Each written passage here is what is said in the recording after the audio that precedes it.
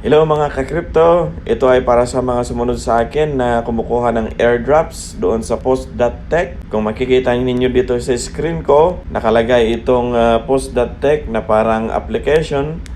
At kung i-click po ninyo, ay it's like Twitter app. At mas maganda dito kaysa pupuntahan nyo pa doon sa website nila o kaya doon sa laptop ninyo, lalo na kung wala kayong laptop at ang gamit nyo lang ay cellphone. So kung tingnan nyo, meron yung post button at mga ibang features like gaya ng mga menus like airdrop o mga home button, search button at mga notification button. So, mas maganda pag ganito ang gawin ninyo kung ang gamit nyo ay cellphone. So, ngayon, ang ituturo ko ay kung paano natin ilagay na parang maging app itong post.tech kasi wala silang app doon sa Android App Store or iOS App Store. So, ang gawin nyo lang, puntahan niyo yung default na browser doon sa cellphone ninyo. Kung sa iOS or iPhones, ang gamit na default ay yung Safari. Iwan ko lang sa Android. I think Samsung have their own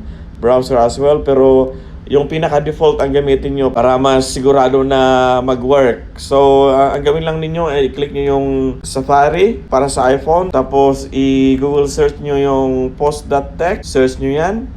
Tapos, puntahan nyo yung post.tech na website nila. At ito po ang lalabas. Sasabihin niya dito na i-click nyo yung square na may arrow pataas na icon.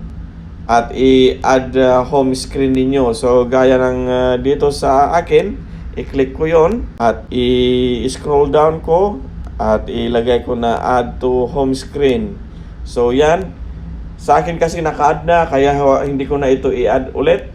Pero pag i-add nyo yan, lalabas doon sa home screen ninyo at ito ang pagkakalabasan. Meron kayong parang app na icon. At pag i-click nyo yan, syempre pag hindi pa kayo naka-login, syempre mag-a-ask yan ng mga login details. So kung kayo ay naka-join na, I don't think you need to do that na mag-sign up ulit. Or kung kayo ay magsa-sign up pa, you can either sign up by linking your Google account or your Twitter account. So yan lang po, I'm making a tutorial for this, a long one. So kung kayo ay baguhan at gusto nyong tingnan kung paano ang step by step instruction niya, just subaybayan nyo lang yung video na ilalabas ko na yon.